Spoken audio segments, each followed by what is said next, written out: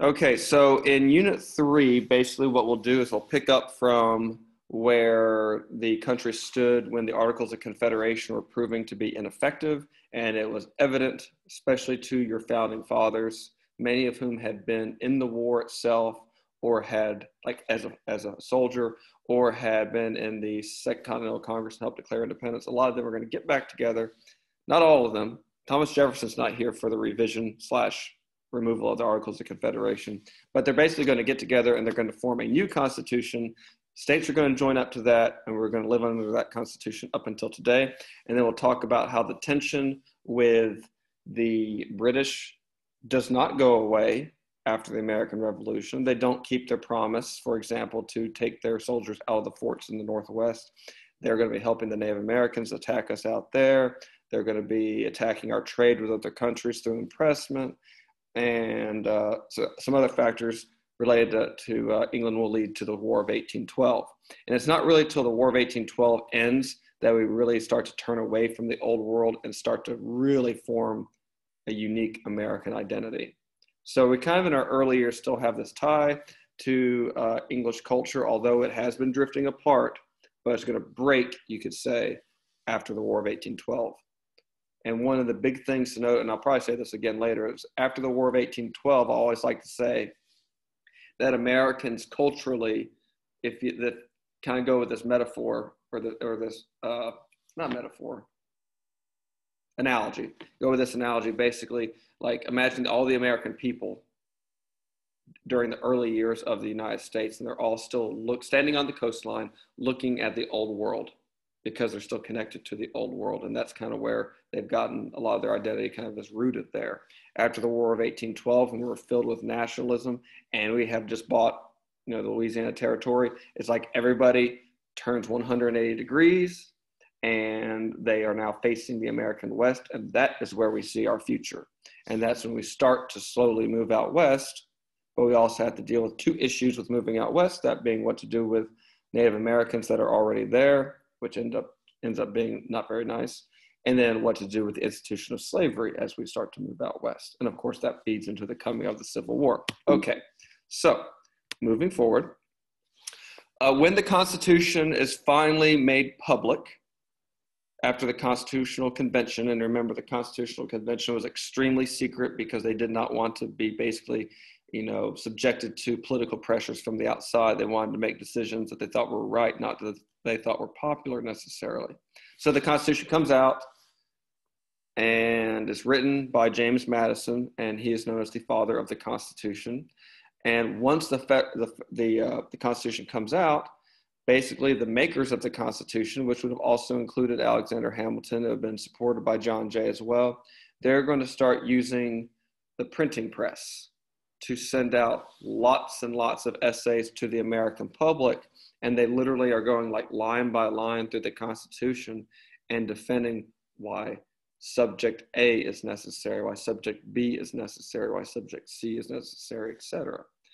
And Alexander Hamilton, especially if you've seen the musical, he is known as writing the most of the Federalist Papers. But he does not write the most famous ones. The most famous ones are written by James Madison. He writes Federalist number 10 and Federalist number 51. And in Federalist number 10, he defends the need for a republic, essentially. And then in Federalist number 51, he talks about separation of powers and checks and balances, which was not a Federalist, it was a Enlightenment idea. Okay, so this, basically big propaganda campaign to endorse the Constitution ultimately is going to work. Can anyone tell me why it's called the Federalist Papers?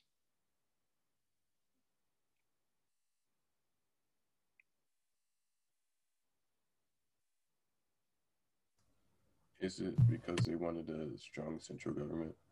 Well, one is that, yes, the Constitution did create a stronger central government, and so a stronger federal government. So that would be why they'd be called Federalists. But also remember that the supporters of the Constitution were known as Federalists, and the ones that were not liking it because it gave too much power to the federal government were known as the Anti-Federalists. They wanted something closer to the Articles of Confederation.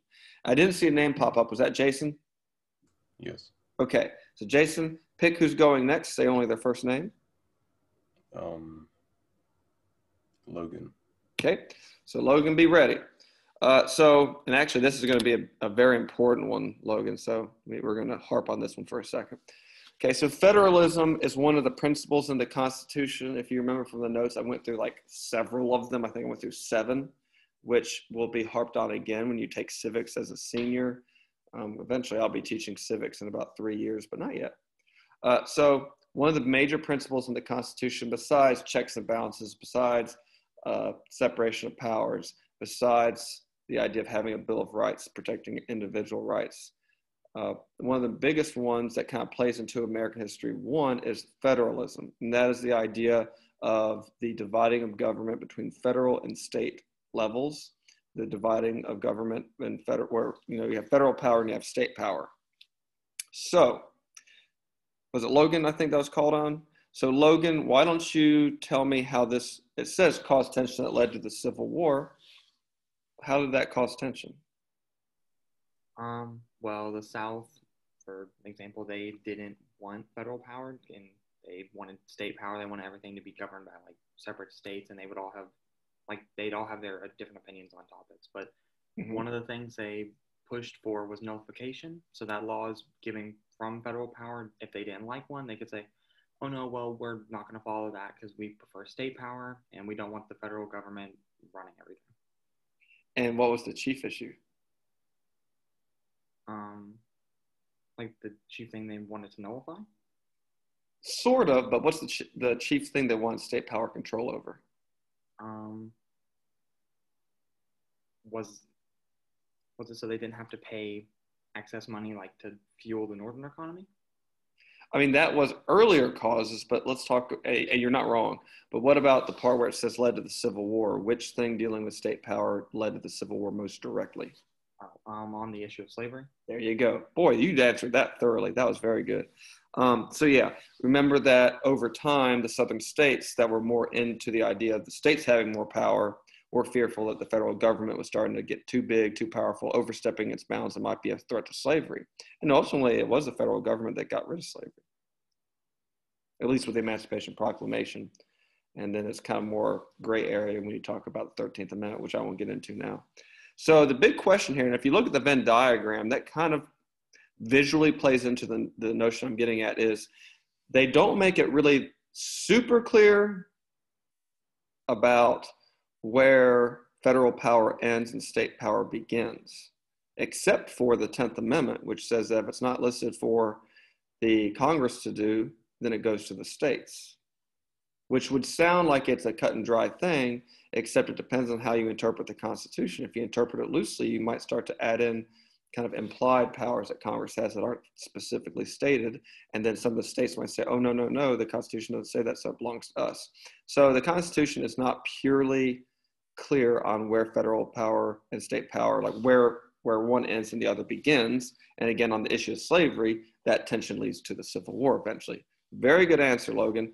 Very impressive. Would you please pick your next person? I'll choose Cy for his funny joke.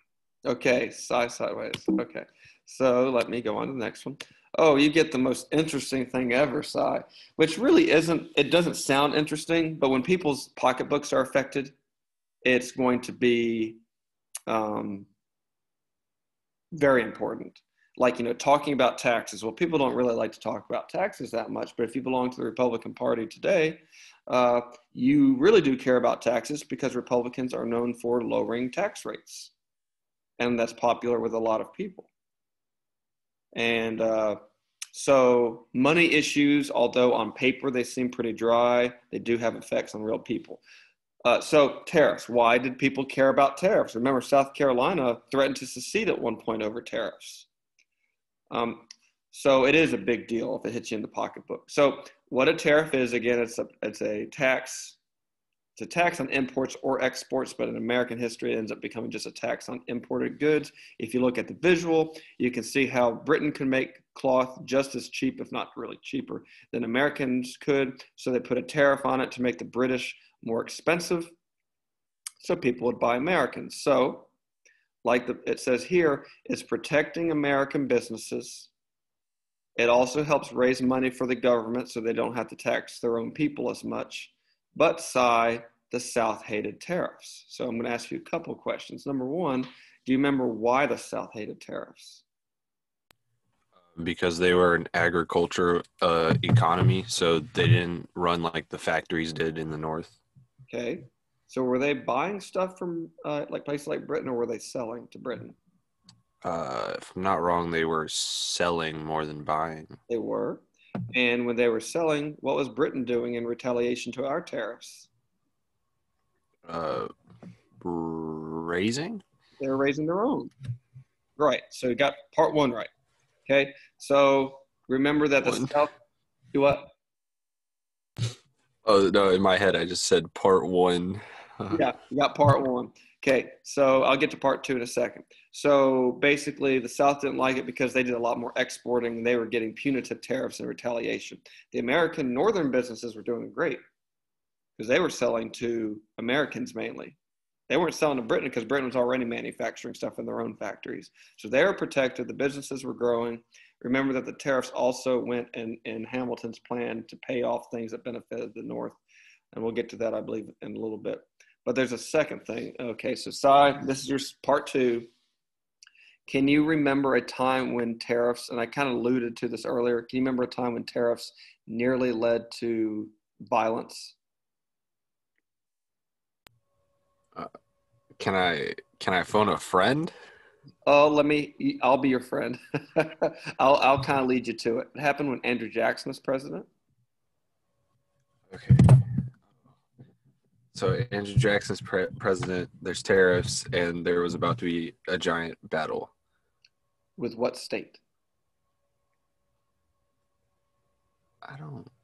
Think of the southern states. Think of what you know about, which states would have a big port city at this time. That'd be South Carolina? It would be South Carolina, especially because of Charleston. Okay. So South Carolina threatens to secede. They give the tariff a nickname. Do you remember the nickname?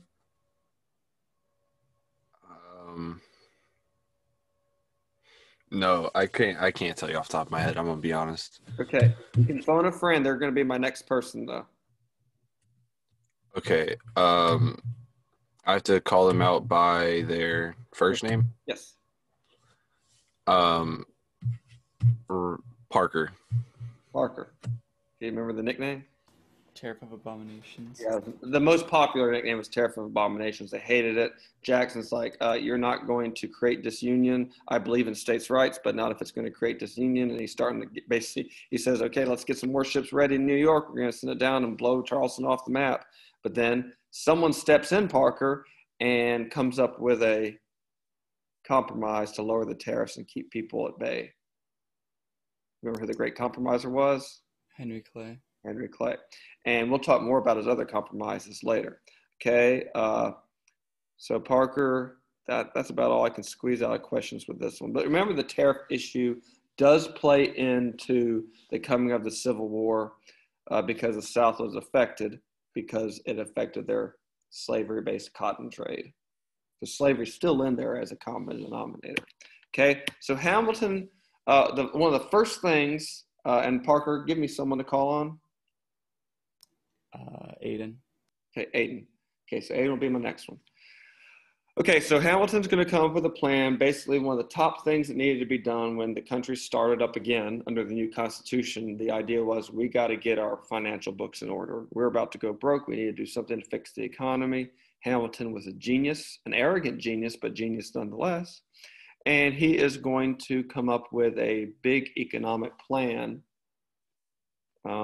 to try to help jumpstart the American economy. It's kind of like if you've been watching the news, the federal government is now debating on what kind of stimulus package they could do to help with all the people that are losing jobs due to COVID and things like that.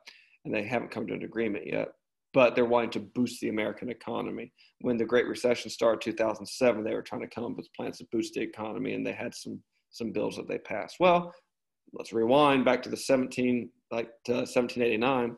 Hamilton's going to come up with a plan to start the economy up again for our brand new country.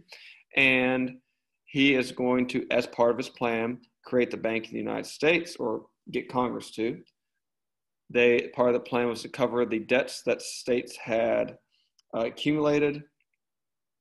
And it also created the first tariff, which was the tariff of 1789, which we just went over what tariffs were, and also put excise taxes on certain citizens, or really on certain goods. It should say on goods, not on citizens. So, Aiden, you're my person. So I got 2 questions for you. This plan was widely seen as benefiting one area of the country at the expense of another area of the country. Can you tell me those areas? The New England colonies as opposed to the Southern colonies. Okay, the only problem there is now they'd be states because we're the United States. But yeah, the New England states, the northern states, at the expense of the southern states. Okay, and so for example, the tariffs already benefit the north at the expense of the south. The northern states were in debt, and they were getting that money to cover their debts from the tariffs that were not benefiting the South. The South didn't need it because they hadn't spent as much money on the war. Bank of the United States, most of your investors and businessmen that invested in the bank were in the North. And finally, Aiden, your second question is, what was the very controversial excise tax? Remember, an excise tax is a tax on a certain item. What was the item that was taxed? And it wasn't something that was made in northern factories.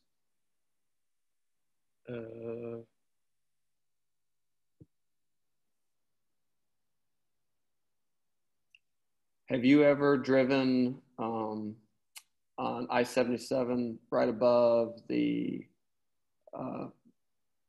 overpass where the Arby's is, Highway 21? I don't think so. Oh, okay. You must be one of my southern Idaho County people. Okay. There's a distillery right beside the interstate there. What do distilleries make? Attack with the alcohol probation. Which kind of alcohol in particular? The drinkable kind. Well, yeah, that's true. Yeah, but it was whiskey. Okay, and the reason that's notable that it was a whiskey tax is because their different alcohols are kind of based off of different things that ferment and all that. And whiskey is based off of corn, and a lot of your Western farmers made corn, and they made whiskey out of the corn. And this whiskey tax hurt them. They weren't taxing the stuff that the people in the North New England area were making. They were taxing stuff that poor farmers were making. And so they thought that was unfair, and that's going to lead to your whiskey rebellion shortly after, which we'll get to in a minute. First, let's talk about the first 2 political parties. So the Federalist Party, which kind of evolved out of the people that wrote the Federalist Papers, is going to be led by Alexander Hamilton. They promoted a strong federal government, hence them being called the Federalist Party.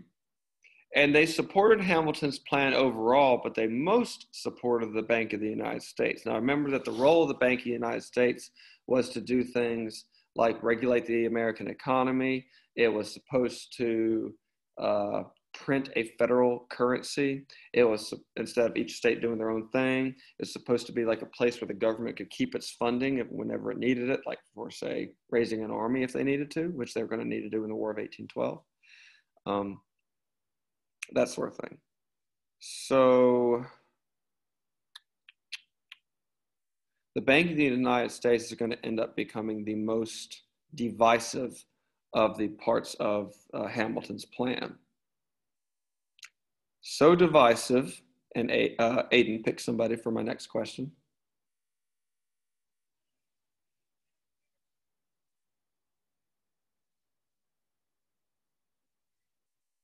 Aiden, are you there? Raymond. Rockman? Okay. So the Bank of the United States was so divisive that it led to the creation of your first 2 what? Let's see. You see one of them on the screen right now.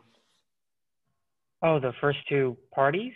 Yeah, political parties. So you got the Federalist Party led by Alexander Hamilton. Rockman, what was the other party called? The Democratic Republican Party. Yeah, and in some textbooks and history books, you might just see them referred to as the Republican Party.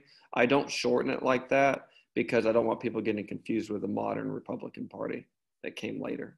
So their full name would have been the Democratic Republican Party. Do you remember who led them?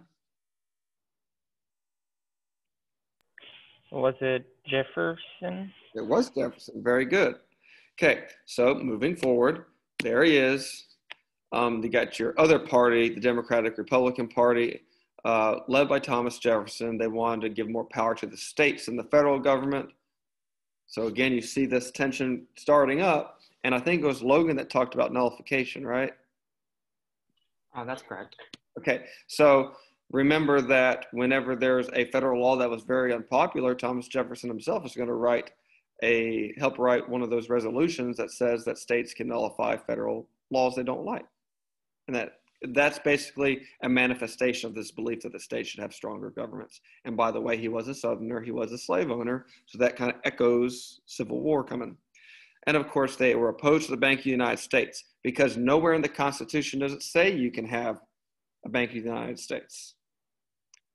So who's Rockman? Pick someone for my next question.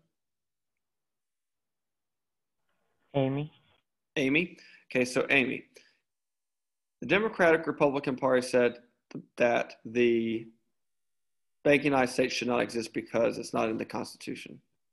So how could the Federalist Party and Hamilton justify it then? I'm not really sure. Let me see. How can I phrase this? Let me say it in a different with different emphasis. They didn't. The Democratic Republicans, Thomas Jefferson, didn't like the Bank of the United States because the Constitution didn't say you could have it. Hamilton would argue.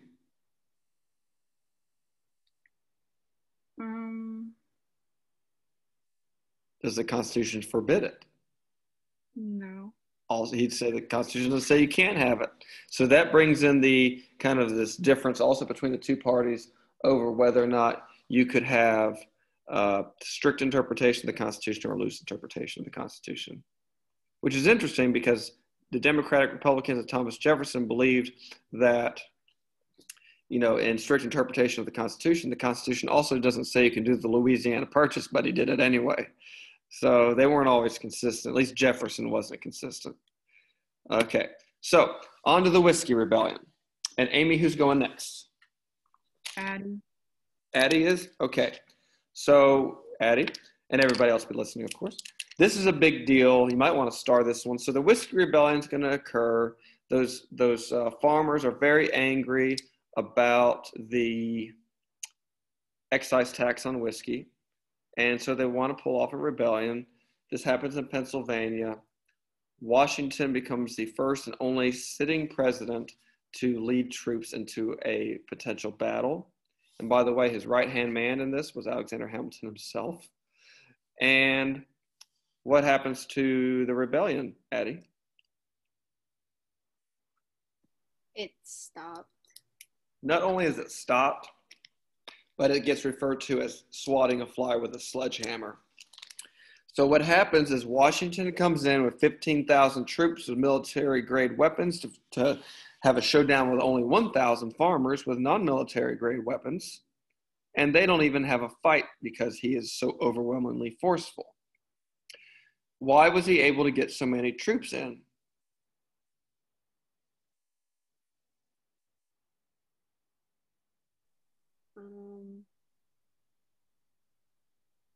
Why was he able to pay, or why was the government able to afford to bring up so many troops?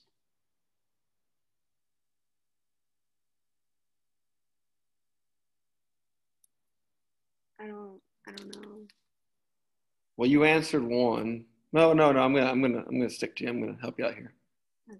Okay. Articles of Confederation. Why couldn't it raise a successful army? Because it wasn't strong enough to do something like that. Yeah, it didn't have the power to do what to the American people? Lead them. Get with a T.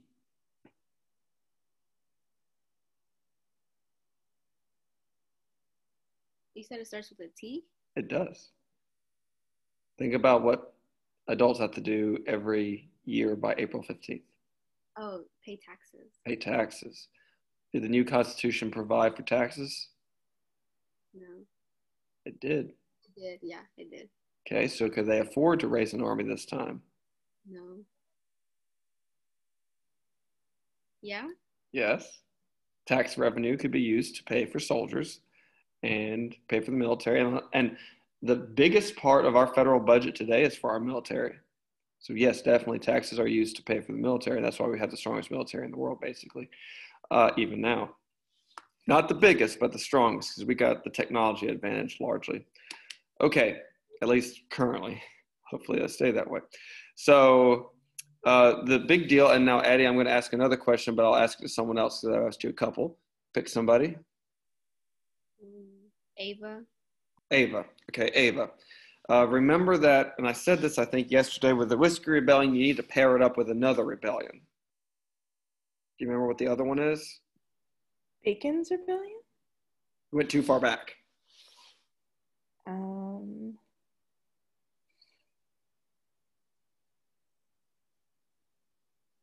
It was at the very end of yesterday's review. Oh, Shays Rebellion. Shays Rebellion. Okay, so they were both rebellions of angry farmers that were mad about taxes, where they felt like they didn't really have much of a say and they thought it was unfair. What's the difference between the two rebellions? And the difference is what makes the Whiskey Rebellion significant. That's why I'm harping on this. Because Shays Rebellion showed the weakness of the Constitution, and the Whiskey Rebellion showed like the strength of it. Right, perfect. Except they didn't call it the Constitution during Shays Rebellion. They called it the Articles of Confederation, which was a constitution. But yeah, so now this is, if you ever heard of the phrase constitutional crisis, that happens every once in a while, where there's something going on in the government and people are like, oh no, what's the Constitution going to say about this? Can we get through this? And this was the first challenge to federal authority under the new Constitution. And the new Constitution showed that it could raise an army and stop rebellions. And the biggest rebellion of all would have been the Civil War. And the federal government was able to stop that one too. It just took a little bit longer. Okay, so France and England go to war. Napoleon has risen to power. France and England are at war. We trade with both of them. The Federalists want us to take sides with Britain or England. They want us to take, the Democratic Republicans want to take sides with the French. And Washington's going to say no to both of them. He's going to say we're going to be neutral. So Ava, pick somebody. Try to pick someone that hasn't been picked yet, if you can remember. Tara. Okay, Tara. So Tara, Washington says we're not going to form a military alliance. We're not going to send troops. We're not going to help any side fight.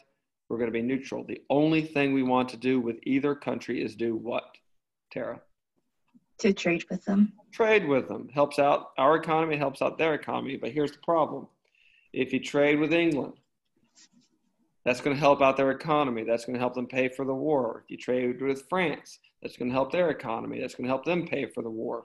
So neither France nor England will be satisfied with neutrality because it involves trading with the enemy nation. And both of them want to basically attack our ships that are shipping goods in different ways. Britain or England is going to be more aggressive than France, but they are both going to harass us for this. Washington's rationale was probably, we're a baby nation. We don't need to get involved in old world squabbles. He basically is like, they're always fighting. Us getting involved is not going to solve anything. We're 3,000 miles away.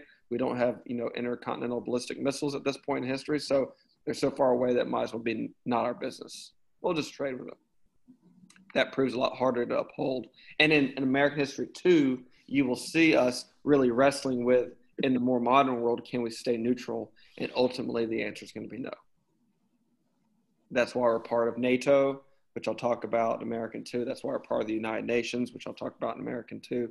Basically, the rise of Hitler, the rise of imperialist Japan, the rise of Mussolini is going to show that with great power, with the United States, with great power comes great responsibility. And we become much more active in world affairs. At this point in history, neutrality was more practical. Today, not so much. Okay, so what happens is the British don't like neutrality, and so they're going to start taking British ships. The British are going to start taking American ships, and they're running low on troops, and so they're going to start stealing, kidnapping our sailors, and forcing them to join the British Navy. I'm still not sure how they pulled that off, but they did. And you've got another country literally stealing our citizens, and that never is going to go over well. Now, again, Washington says, I know this is bad, but we want to stay neutral because we are just too weak of a nation to get involved. And so he sends over John Jay to negotiate some sort of treaty with the British, and it becomes pretty much a useless treaty because in the end, we still let Britain, if they can catch us, capture our ships. Why did John Jay roll over so easily and take all this? It was because basically we were a weaker nation and Britain was really strong and they had all the leverage at negotiation. So Jay becomes extremely unpopular after this. But there's another country that has land in the New World, and they're worried that we're starting to cozy up too much with England. And they want to make sure that we're friendly with that country as well. What was that other country that was worried? And Tara picked someone for that one. The Casey? Okay, Casey. This one's a little bit harder to remember. What other country was concerned about this? Americans were mad about this because we didn't get much out of it. But it does look like we're getting along, or at least cozying up to Britain. So what other country was worried? I'm going to go with France. Try another one. Who owned land in the Americas besides us? The Native Americans? That wouldn't be. It was three main countries. It was the United States at this point. It was the British had Canada.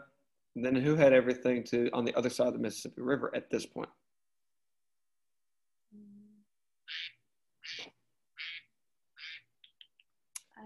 Was not ducks? I'm not sure. Oh, bless Mignon. See. Mexico? Mexico didn't exist yet because it was owned by this country that I'm trying to get you to.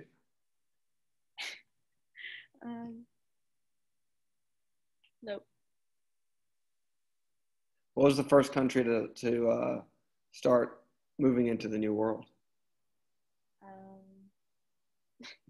Is it like Spanish conquista? Yeah, the Spanish. Okay, Spain. That's what I was getting at.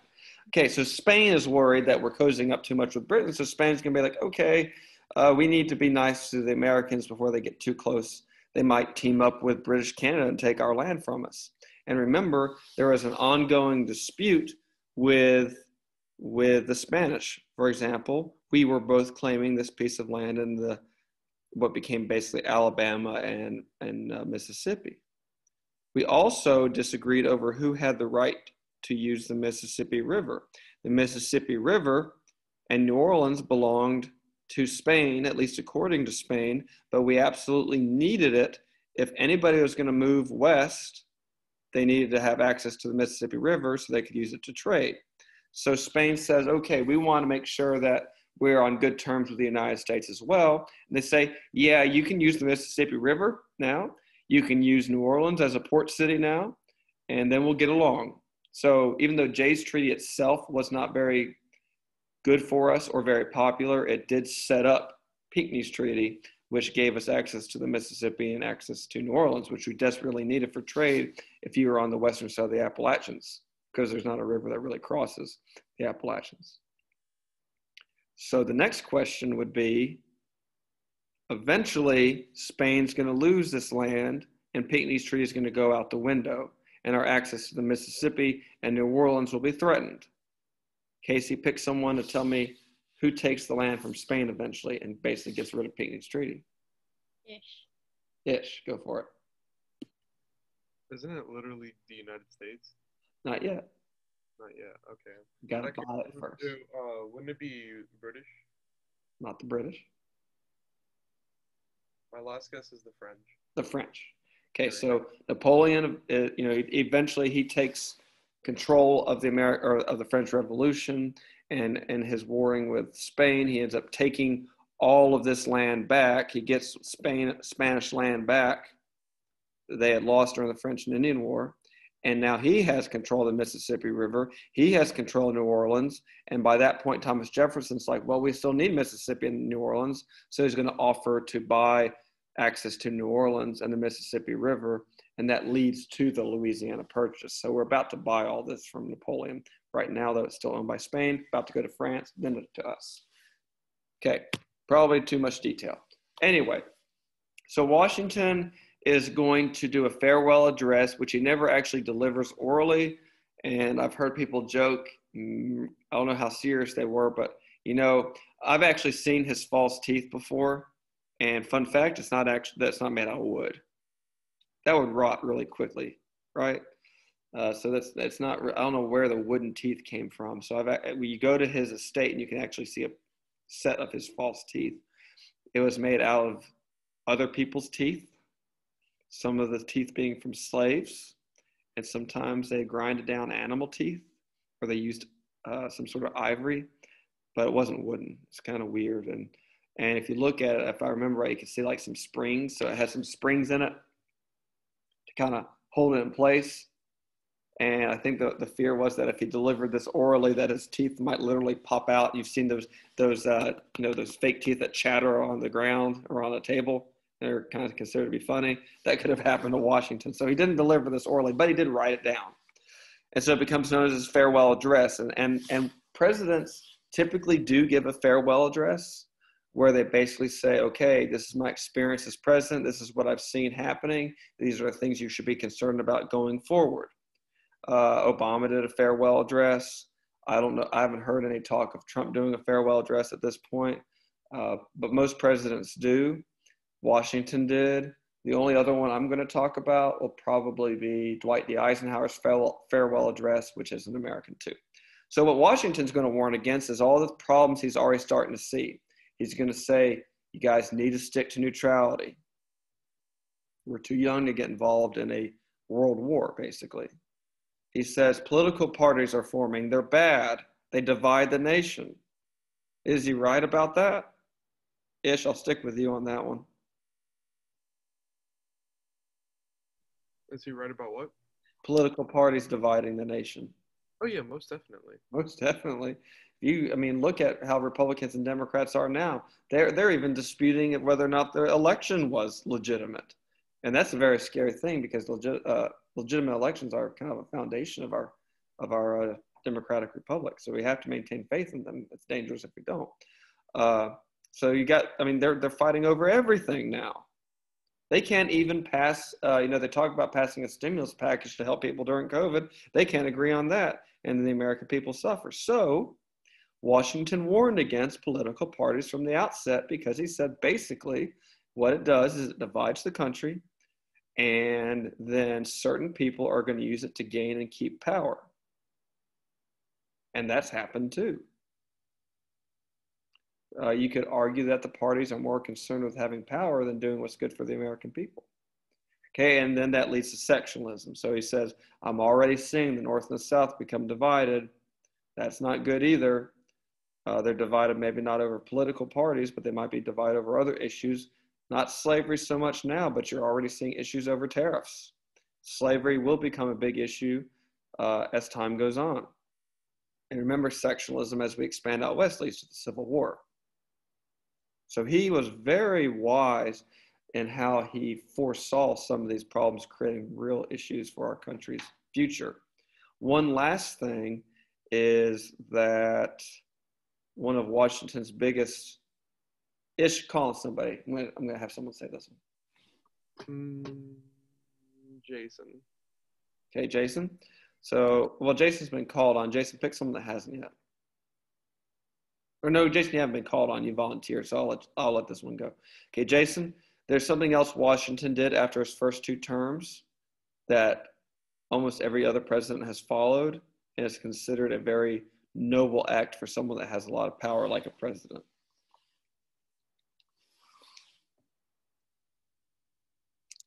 It's the not going past 2 terms of being president. He basically says, I shouldn't be president for more than 2 terms. I should hand the reins over to someone else. Could he have won a 3rd term, a 4th term? Sure. He was very popular. But he said that one of the problems with people that get power is that they're not willing to give it up. And he was. I think I told you that Napoleon said when he was dying that they wanted him to be another Washington, but he wasn't willing to give up the power. So a sign of good leadership and a sign of humility and a sign of not being like a dictator was his willingness to give up power. And only one president has ever served more than 2 terms. Now it's technically illegal. And that would be Franklin Roosevelt, but the situation was a little bit special whenever he was president. We'll get to that in American too. Okay, so again, remember sectionalism in general, and that would be the North, the South, and the West in early American history before we start having things like the gold rush. Sectionalism is whenever you care about your country's needs or your area's needs rather than the country as a whole. And remember that eventually the North is going to have, they're going to want to have a factory-based system. The South's going to want to have an agriculturally based system. They're going to become more divided over reform movements. They're going to be more divided over how much power the federal government should have. They're going to be more divided over slavery. And slavery ends up being the sectional issue that nearly breaks the nation in 2 with the Civil War. Doesn't, but it could happen. And actually, arguably, the South or the Confederacy got pretty close to pulling it off. Am I good to go ahead or no? Am I going too fast if I go ahead? Wait just a split second. Okay, I'll wait just a second. Good, you're going along with me. Let me think. Jason, you just went pick on somebody. I've got a question. Rylan. Okay, Rylan. You can see my mouse, right? Yeah. Okay, I'm going to put the mouse right here. What does this area have to do with sectionalism?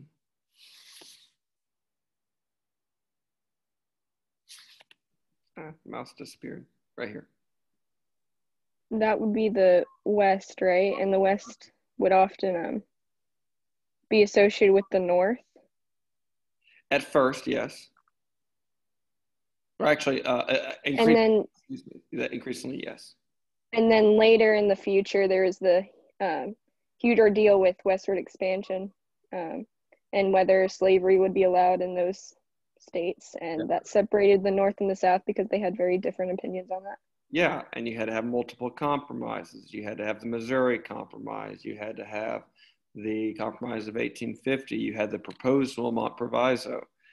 All those things to deal with slavery in the West. And then the Kansas-Nebraska Act ends up being one of those attempted saviors, and it ends up blowing up in the country's face with bleeding Kansas. Okay, so now France is going to get mad. They're also going to be mad that we seem to be cozying up to Britain. They start to kind of attack our ships. They're not taking our sailors. They're not doing impressment, but they're still hurting our trade, and they're attacking our ships. And so basically, Washington says, okay, we got to try diplomacy so we can stay neutral, but we don't want to send John Jay anymore because he screwed up pretty badly. So let's send over 3 people, and I don't remember all their names, but we send over 3 people instead of 1. None of them were John Jay, over to France, and then France basically mistreats our diplomats. They demand a huge bribe that we couldn't afford. They don't even let us talk to the foreign minister of France. And so basically our diplomats go home angry. The public finds out. The public gets angry.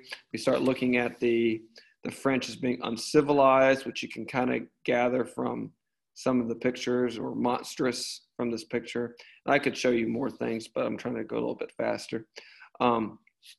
Long story short, we're really mad at France. We end up having a scuffle on the open sea. So what we have of the Navy starts to have little shootouts with their Navy. If anybody died, it was very few, but it's kind of like, when people are about to get in a fight and they kind of shove and kind of get in each other's face before any punches are thrown. We're at the shove and get in each other's faces phase. Do we end up going to war though? No.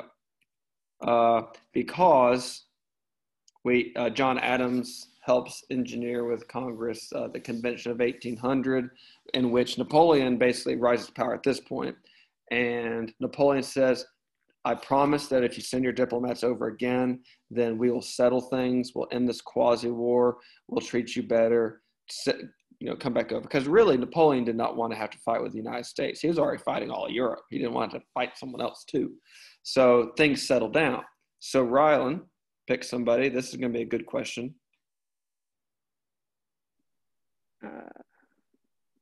Reagan. Reagan. Okay. Since we settled things down with Napoleon in 1800 and the French in 1800, it made them much more willing to do what 3 years later?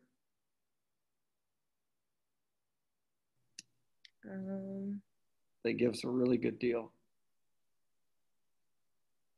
Did they give us land? Not give, they sold, but it was so cheap that it might as well have been given.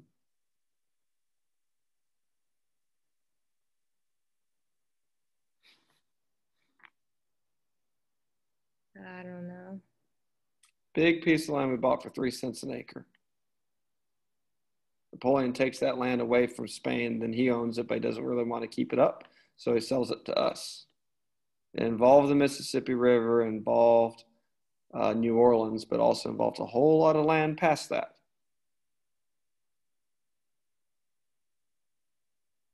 The Louisiana Purchase? There you go. So remember that smoothing things over now paved the way for the Louisiana Purchase, which was very beneficial to us, except for the issue of slavery in the West. So the Missouri Compromise was required. Okay, so what ends up happening is that the Federalist Party's in power after Washington leaves. John Adams is president. And just like Washington warned, political parties were going to seek power for themselves rather than for the good of the nation.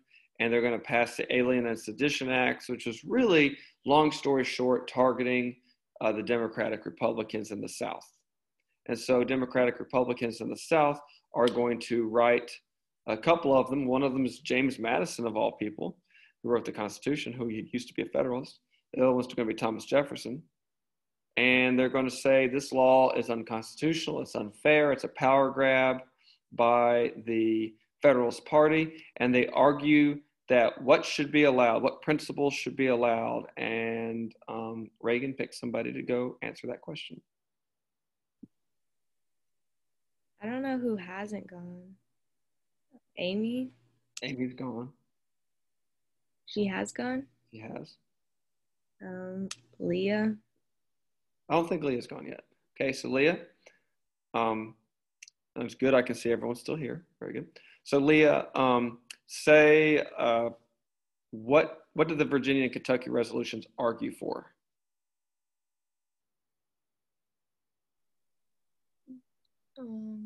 That the Alien and Seditions Act was unconstitutional. And they went beyond that. Keep reading. Oh, they wanted to nullify it. Okay, what does nullification mean? That the states could cancel federal laws if it's seen as unconstitutional. If they disagree with it, they said states should have more power and states don't have to follow federal laws. So what ends up happening is this is setting the groundwork for states standing up to the federal government, and ultimately that becomes a breaking point over slavery, because remember that the southern states tried to secede at the time of the Civil War because they thought the federal government would threaten their states' rights to own slaves. So you're already seeing groundwork for that being laid. There's nullification itself. Why am I spending extra time emphasizing this? Because again, it is a factor in the Civil War. Remember that Lincoln was not even on the ballot in the southern states because states get to run their elections. And by the way, that applies today. So the election of 2020 just occurred, or they're still doing some. I think they're done with the recounts at this point. I think Georgia did their third recount and finalized it yesterday night, maybe. But anyway, so states get to decide how to do elections. That's why in the news you see different states are doing it different ways. And so that's legal, that the states are allowed to do that because of the Constitution. Anyway, so got a little off topic there. But basically, nullification, again, is the idea that states, if they don't like a law, they're not going to follow it. And Leah picked somebody to answer this question.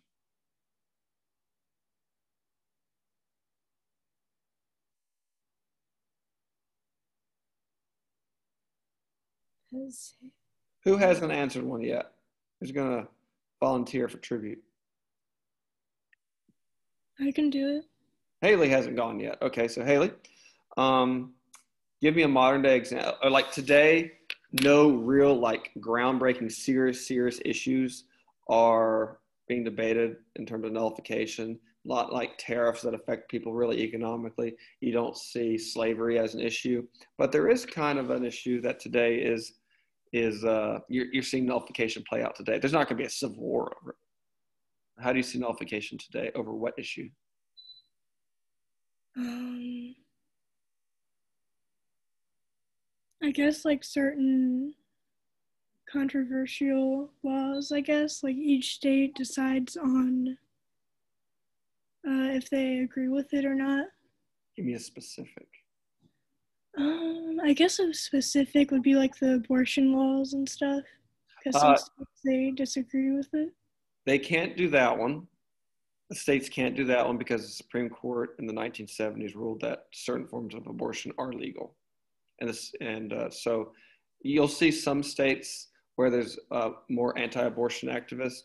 You're going to see them trying to limit abortion access, but that's not really being nullified. Something that would be a less serious issue by most people's judgment. Would it be like certain drugs like marijuana and stuff? Yeah, so if you look, marijuana has been legalized like half the states, even though it's still illegal under federal law. But is that going to cause a civil war? No. So there's no serious issues of nullification today. There was back then, and eventually again it led to the Civil War. That's a really poorly, low resolution picture of Civil War being fought. By the way, that flag, what did it represent at that time? Controversial issue today, but what did it represent when it was created? West Virginia. Close. Take a different direction. Just Virginia. The Army of Northern Virginia. Northern. That was headed by Robert E. Lee. There were other battle flags too.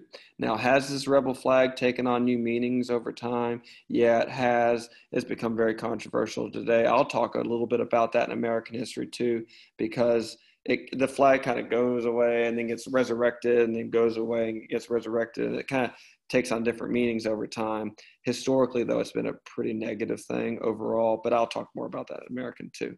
I'll give you the historical perspective. Okay, so Haley went. And do I need to speed up? I do need to speed up a little bit if I'm going to get through this. So I'm going to call on people. Has everybody gone yet? Who hasn't gone yet?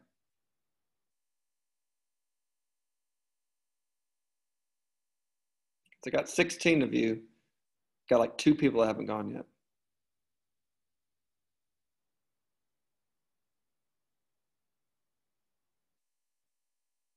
I'm going to speed it up. So some people got lucky today. Okay, so I'm just going to start talking a little bit more and asking a few less questions just so I can finish this in time. So the election of 1800, what was significant about that is that it was a very dirty election. You saw pictures like this where Washington and people associated with Washington, like John Adams, heaven's beaming rays of sunshine upon the Washington people. You got order, law, religion, you got a lion, you got an eagle, you got all these nice things. Jefferson, storm clouds, snakes, and some weasel-looking thing. And I can't even read what that says there, but it was a very nasty election. And I mean, like the Adams people were saying that, you know how we have dirty elections now where they insult each other a lot? And if you watch the debates, you could kind of see that. It was pretty bad back then too. Dirty elections are nothing new. The Adams people were saying that, and I'm not making this up, they were saying that if Jefferson was elected, then rape and incest and murder would be openly taught and practiced in the United States, and Christianity would be outlawed. None of that was true, But dirty elections occurred even back then. Now, the candidates themselves didn't really say those things because they thought it was beneath their dignity to campaign, but their supporters sure did. So anyway, the election comes and goes, and all of a sudden the Federalist Party loses, and power goes to Jefferson and the Democratic Republicans, and there is a real constitutional crisis. What happens if the Federalists won't let Jefferson take over? And in the end, they do. And some people were worried, well, what happens if President Trump doesn't concede the election and say that he lost? Which could be a potential constitutional crisis, they thought. But the thing is, does he have to concede in order for Biden to take over? Anybody? No. No, he doesn't have to. Usually presidents do, but not always. In fact, I think John Adams, there's been talk about how whether or not Trump will attend the inauguration of Biden. Adams did not attend Jefferson's inauguration because he was pretty mad about that. Didn't learn that till like last week. Anyway, why is this important? Because it showed that we could transition to new power peacefully. And even though Republicans and President Trump are not happy with the results, I would hope and I expect that there will be a peaceful transition of power. People were unhappy with 2016 on the other side of the aisle, but you still had the peaceful transition of power. So this is the first time you see that happen. It did happen peacefully and the country didn't fall apart. Okay, so I'm not going to go into the details of this case. It will take too long and it's not really the main point, but there is going to be a Supreme Court case. And a lot of people looked at the Supreme Court as a joke. In fact, some people that were on the Supreme Court would quit because they thought it was such a joke until John Marshall took over the Supreme Court. And then there's going to be a case, don't need to worry about the details, but in this case, the Supreme Court is going to rule a law to be unconstitutional. It's the first time they've ever done that and establishes judicial review, which is the power of the Supreme Court to determine if a law is constitutional or not. And so basically, you look here at this cartoon, you've got the legislative branch and the executive branch. It's like two football teams, but who determines if what they're doing is within the rules of the Constitution? The referees, the judges, the Supreme Court. And modern day example, and don't take this as being political, but President Trump has a lot of lawyers that are trying to claim that there's election fraud going on in certain states. But whenever they go to court, what are the judges saying? Does anybody know that one? There's no evidence of it? There's not, either there's no evidence or the evidence is not sufficient or it's hearsay and rumor instead of something that can be proved. And so basically when there's a disagreement or there's a question over either one of the other two branches, the Supreme Court can get involved or the other levels of the court system can get involved. So this really empowers the judicial branch to decide what is and is not legal under the Constitution. Okay. So let's go to Jefferson. Jefferson's in power now. He is going to do something the Constitution doesn't say he can do. He's going to buy all this land that I think is in green, if I'm seeing it correctly. And we're going to get the Louisiana Purchase. We're almost literally doubling the size of the country for 3 cents an acre. Jefferson did this even though the Constitution didn't say he could, which went directly against his beliefs about how to interpret the Constitution. But people were like, come on, it's 3 cents an acre. You don't even have to fight for it. So he does it anyway. And he does not get impeached. So it goes against his ideals. Initially, he just wanted access to the Mississippi River. He just wanted access to New Orleans like he had with Spain under Pinckney's Treaty. But remember, Spain loses this land to France and to Napoleon. Napoleon doesn't want to have to deal with this land because he's trying to take over a lot of land in Europe. So he sells it to us really cheaply. This is going to create a lot of what kind of land that Southerners and Democratic Republicans would like. What kind of land? Just anyone throw that out there. Farming land. Farming land, very good. And a lot of this is still considered definitely farming land. What is it, the nickname for Nebraska, the college, the Cornhuskers, am I right? I think so. Okay, anyway, so now we own the Mississippi, we own the New Orleans, and we own all this land past it, all the way up to the Rocky Mountains. Lots of good farmland. or lots of good land to raise livestock. Okay, so the next question is, we say, well, what's out there? Who is out there? And someone tell me the two people that lead the expedition to find out. Lewis and Clark. Lewis and Clark, okay? So the Lewis and Clark expedition, their main purpose, remember, was to try to find a water route. They actually ended up going past the Louisiana Territory already all the way into Oregon, which we shared with Britain at the time. Did they find a river that would take us all the way across?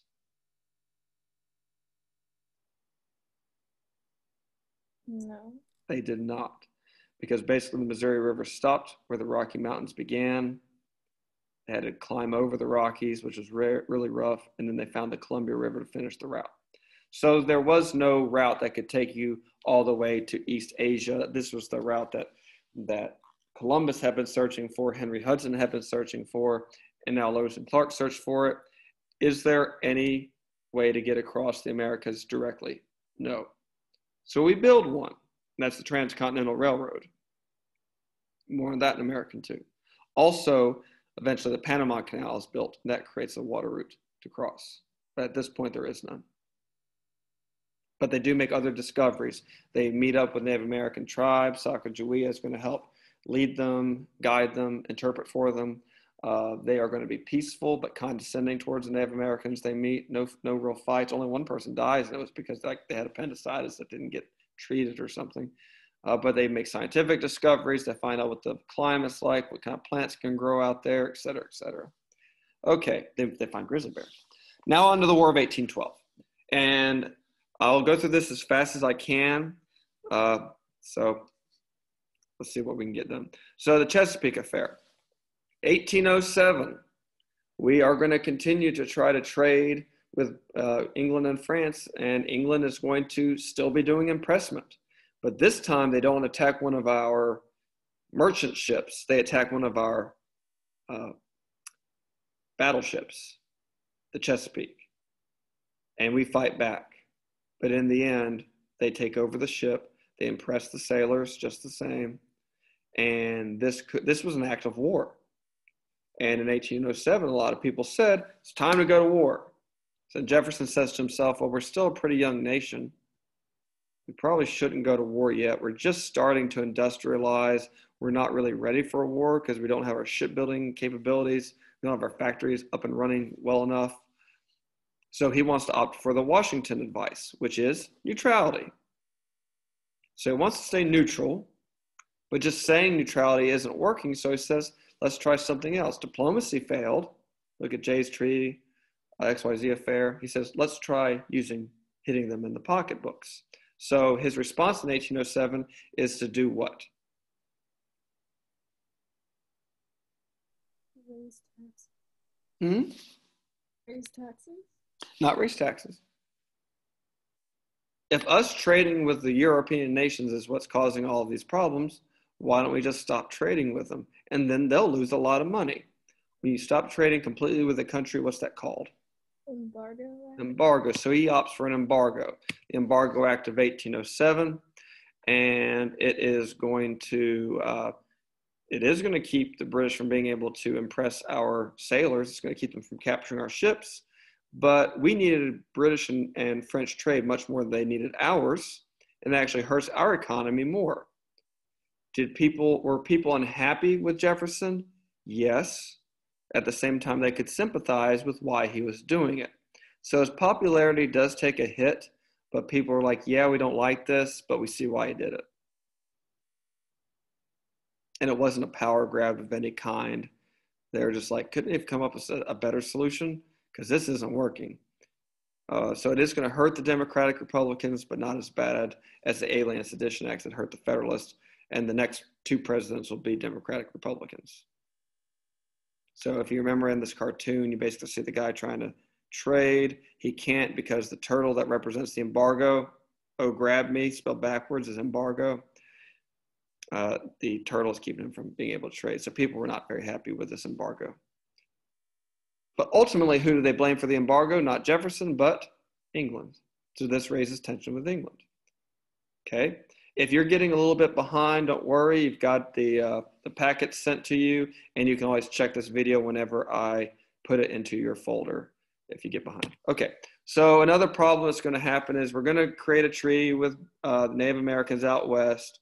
We're going to call it the Treaty of Greenville. We make this line of what is now basically Ohio.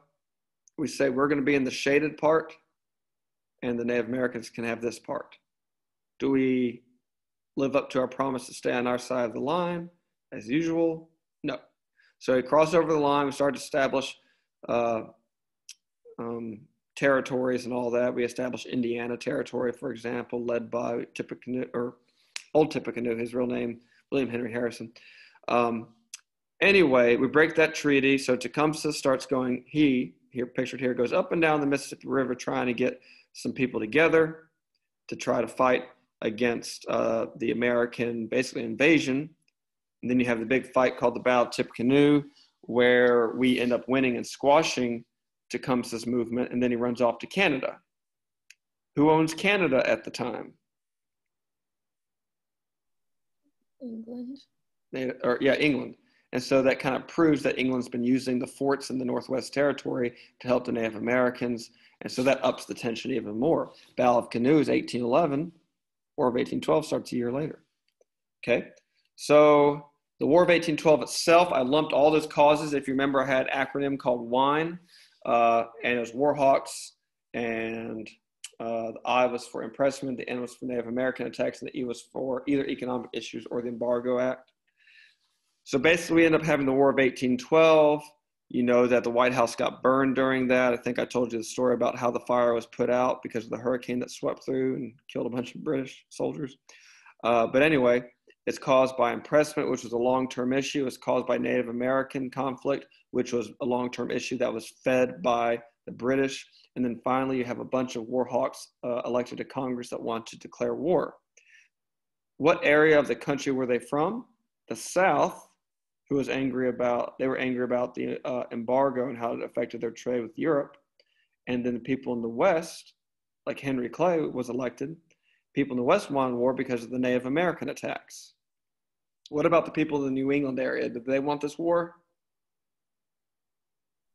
No. No, they didn't. So on its outset, it creates a lot of division, sectionalism. The Federalists are going to be like, look, our Capitol just got burned. Our president, James Madison, barely made it out of Washington alive. And so they're going to have a meeting where they basically say, maybe we should secede from the United States, or we should at least condemn this war effort because it's not working. Most of them did not want to secede, by the way. Getting to that, I think, in a second. Yeah. So right before the war ends, or as the war is ending, Andrew Jackson is going to win a battle called the Battle of New Orleans. I did go to that battle site a couple of years ago. This picture isn't accurate. Does anyone remember what's inaccurate about this picture? Or did I say?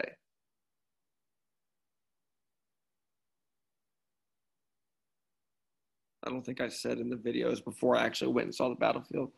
So what ends up happening? Oh, it is the latter. So maybe I did say it.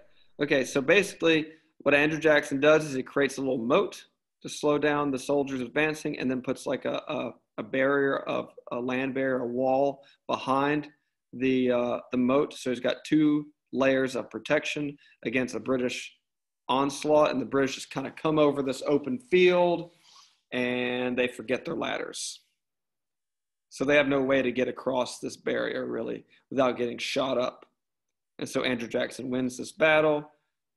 Because the British screwed up, they still wins, and that sparks a bunch of nationalism, a lot of patriotism. It was like basically the most clear-cut victory we had in the entire war, and it makes Andrew Jackson a national hero, which feeds into him later on becoming president of the United States.